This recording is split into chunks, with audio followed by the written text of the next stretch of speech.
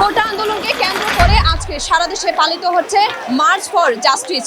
জনতার উপর গণহত্যা, গণমামলা এবং খুনের প্রতিবাদে এবং সুষ্ঠু তদন্তপূর্বক বিচারের দাবিতে জনতার 9 দফা দাবি আদায়ের লক্ষ্যে। দর্শক, এই নিয়ে এখন আমি কথা বলবো এখানের কিছু ছাত্রদের সাথে।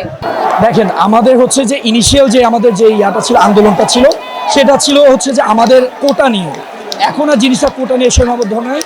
পুলিশ প্রশাসনের যে অত্যাচার নির্যাতন আমাদের উপর, সেটার এগেনস্টে হচ্ছে আমাদের এই প্রোটেস্টটা। এতজন রক্ত, এই রক্তটা আসলে আমরা কোনো যদি জাস্টিস না পাই তাহলে তাদের রক্ত বৃথা যেতে আমরা দিতে পারছি না। এই জন্যই আন্দোলন। আমাদের প্রতিটা পাশাপাশি কি দেখা যাচ্ছে, রেড দেওয়া হচ্ছে, স্টুডেন্টকে তুলে নিয়ে যাওয়া হচ্ছে এবং আমাদের অনেক ভাই বোনদের আমরা এখনো বিচার পাই নাই।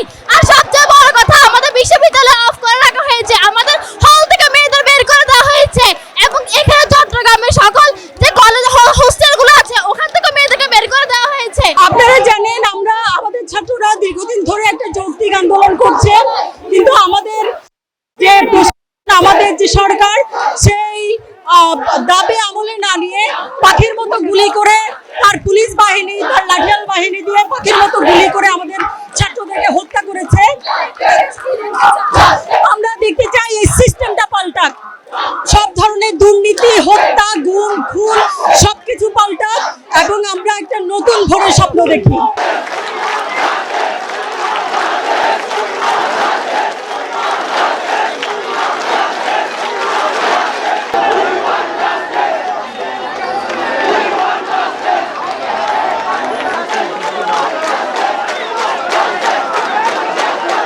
আপনারা জানেন, শান্তিপূর্ণভাবে কোটা আন্দোলন শুরু করেছিলাম, কিন্তু সরকার আমাদের দাবিগুলো প্রথম দিকে বিভিন্ন তালবাহানা করে মেনে নিচ্ছে না, এরকমই করতেছে। এরপরে আমাদের উপরে যে স্টিম রোলার, যে হত্যাযজ্ঞ চালাইছে, গণহত্যা চালাইছে, এর বলার ভাষা নেই। আমাদের শত শত ভাই মারা গেছে সেখানে। এরপরে আপনারা জানেন আমরা 9 দফা দিয়েছি। এরপরে কি পরিমাণে নাটক করেছে, আমাদের সমন্বয়কদেরকে তুলে নিয়ে গিয়ে সেখানে তারা একটা বিবৃতি দেওয়া হয়েছে, যে বিবৃতি সকল ছাত্র সমাজ প্রত্যাখ্যান করেছে। আমরা আমাদের দাবি আদায় যতক্ষণ পর্যন্ত না হবে, যতক্ষণ পর্যন্ত আমাদের 9 দফা দাবি আদায় না হবে, ততক্ষণ পর্যন্ত মাঠে থাকবো ইনশাল্লাহ। এই শুধুমাত্র ছাত্র সমাজের আন্দোলন না, প্রত্যেকটা মানুষের আন্দোলন। কারণ আমার ভাই মারা গেছে, আমার ছেলে মারা গেছে, আমার বোন মারা গেছে। সুতরাং এই আন্দোলন আমার সবার, প্রত্যেক মানুষের, প্রত্যেক নাগরিকের।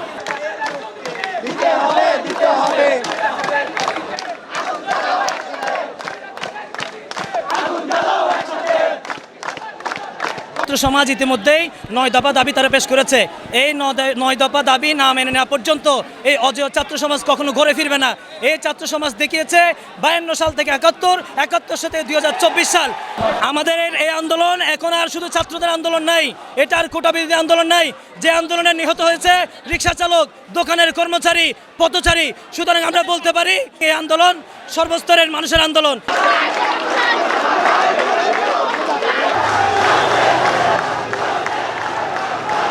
আজকের এই কর্মসূচিতে যুক্ত হয়েছেন আইনজীবীরা। আসলে এই কর্মসূচিতে কেন যুক্ত হয়েছেন তাদের সাথে কথা বলে জানার চেষ্টা করব। আমরা অবশ্যই যুক্ত হবো।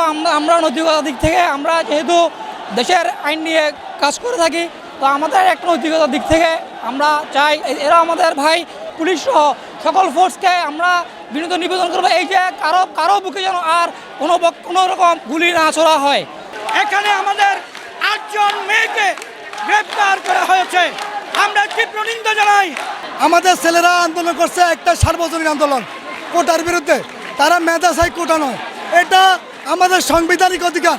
আমরা, কারণ হচ্ছে যে সংবিধানের এই বিষয় বলা আছে, যদি কোনো নির্দিষ্ট গোষ্ঠীকে সুযোগ দেওয়ার কোনো একটি নাই, সেখানে এই ন্যায্য আন্দোলনকে সরকার ভিন্ন খাতে প্রভাবিত করছে।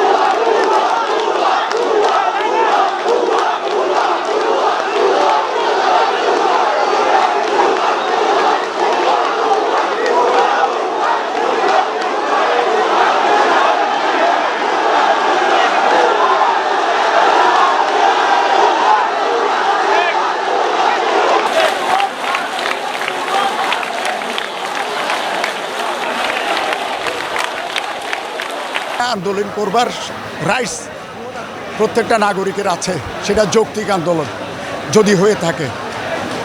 কিন্তু আমরা এখানে যারা এসছি, আমরা হলাম ধরেন এখানে বিচারপ্রার্থী জনগোষ্ঠী আছে, এখানে অনেক স্থাপনা আছে, হাজার হাজার কোটি টাকার সম্পদ আছে, মানুষের জানমালের নিরাপত্তার ব্যাপারে সব দিক বিবেচনায় সচেতন নাগরিকরা এখানে অ্যাডভোকেটের অবস্থা নিয়ে, সাধারণ পাবলিককে নিয়ে। আমরা কারো কর্মসূচিতে বাধা দেওয়ার জন্য এখানে দাঁড়াইনি। আমরা দাঁড়িয়েছি, এখানে অনেক ইম্পর্ট্যান্ট নথি আছে। 200 বছর আগের CSRS খতিয়ান রয়েছে। একটা খতিয়ান যদি বিপর্যয় হয়, একটা পুরা এলাকা ধ্বংস হয়ে যাবে। সেই কারণে এগুলোকে যাতে কোনো ধ্বংসাত্মক কার্যকলাপ না হয় সেজন্য আমরা দাঁড়িয়েছি। আমরাও তাদের বোঝানোর চেষ্টা করছি এই জাতীয় কার্যক্রম, ধ্বংসাত্মক কার্যক্রম না করে তারা কি দাবি আছে সেটা সরকার বাহাদুরের কাছে করুক। আমাদের আদালতে সাধারণ বিচার কার্য পরিচালনায় যাতে কোনো রকম বিশৃঙ্খলা সৃষ্টি না করে।